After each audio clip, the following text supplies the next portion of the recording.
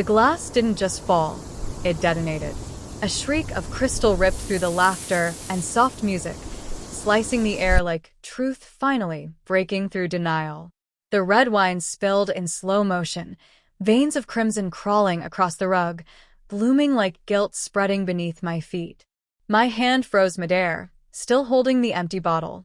Across the room, David, my husband, face pale, jaw clenched, eyes fixed on me with a kind of fury that wasn't loud, just charged. The kind that makes your stomach knot before your mind even names the danger. Every cell in my body reacted before I could speak, my vagus nerve tightening, my heart hammering behind my ribs like it was trying to outrun something. Ethan, our neighbor, had brushed my arm just seconds before. Too long, too easy, too human. That fleeting warmth was enough to light up the dopamine-starved parts of me that had been numb for months. Clara. David's voice was velvet stretched over a blade. We need to talk. Now. The chatter around us dissolved. Someone turned down the music. I tried to laugh, brittle, mechanical, desperate. It's just a party, David. Relax. But he didn't move, didn't blink, just stood there, studying me with the precision of someone dissecting a wound they've already decided not to heal. It had started as an innocent night. Our annual neighborhood bash, fairy lights strung across the yard, jasmine thick in the summer air, steak sizzling on the grill. I'd worn my emerald dress, the one he used to say made my eyes look alive. Lately, even that compliment had gone extinct.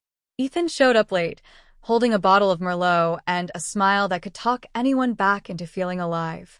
Newly divorced, slightly disheveled, smelling of cedar and quiet confidence, he was warmth in human form. We talked for hours under the patio lights. His laughter came easily, and for the first time in months, mine followed naturally. I told myself it was harmless, just conversation, just oxygen. But the human brain doesn't know the difference between survival and temptation. It just knows reward. And David noticed. He always noticed. From across the yard, his eyes stayed locked, jaw flexing, beer bottle twisting in his hand. I could have gone to him. Should have. Instead, I leaned closer to Ethan. Just a little. Just enough.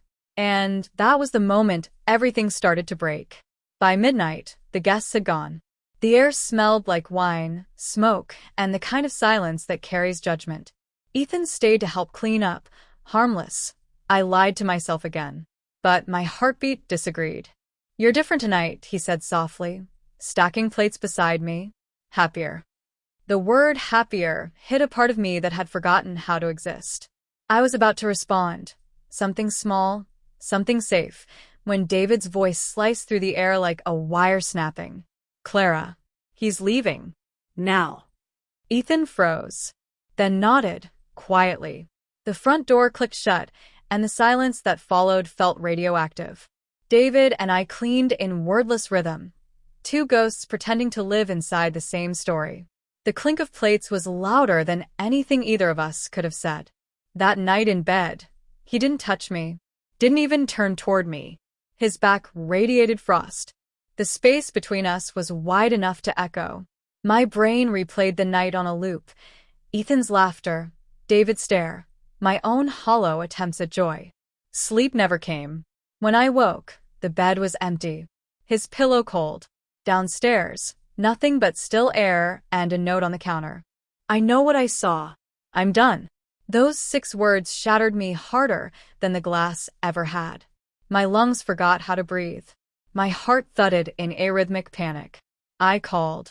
No answer. Texted. Nothing. Each unanswered ring pressed a heavier weight into my chest. In a daze, I texted Ethan. Please tell me what happened. He replied minutes later. I'm sorry, Clara. I shouldn't have crossed that line. That line. My thoughts spiraled. What line? The laughter? The touch? Or the invisible boundary between loneliness and desire? Days passed in slow collapse. David's car gone. His phone dead. His office claimed he'd taken personal leave. I drifted through the house touching his things, his mug, his jacket, the dent his head left in the pillow, as if muscle memory could summon him back. The whispers started. Neighbors watching through curtains. Ethan avoiding eye contact. And then I noticed what had always been there, David's locked drawer, the faint perfume on his jacket that wasn't mine, the late nights that didn't add up. One night, shaking, I opened the drawer. Inside, a single envelope. My name. Inside that, his handwriting. I saw you with him, Clara. But you didn't see me. I've been trying to fix us. To be enough. But I can't anymore. I'm sorry for what I did. You'll understand soon. The phrase "what I did" exploded in my head. Every muscle in my body tightened. I tore through his desk, every drawer, every folder, until I found the truth. Bank statements. A second phone. Messages to a number I didn't recognize.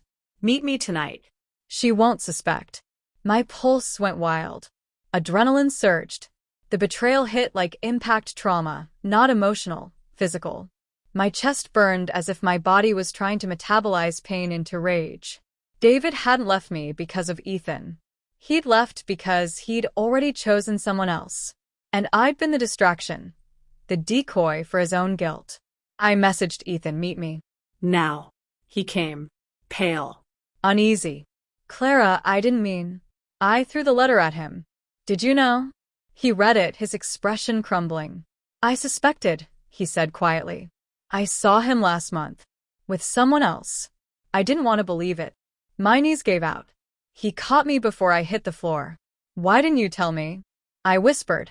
He looked away. Because I wanted you to choose me. Not because he broke you. That line sliced deeper than any confession. For a heartbeat, I saw us all clearly, David, Ethan, me, 3 people bleeding from the same wound, each trying to call it love. I stepped back. The air between us felt like glass, fragile and sharp. That night, I packed my things in silence. No tears. No explanations. Just the quiet clarity that comes when you finally stop fighting gravity. The house stayed behind, full of ghosts. The lies stayed too. As I stepped outside, the night air hit my face. Cool, electric, cleansing. Streetlights blurred through my tears, refracted into gold. For the first time in years, my body felt light. Not happy. Not healed. Just mine.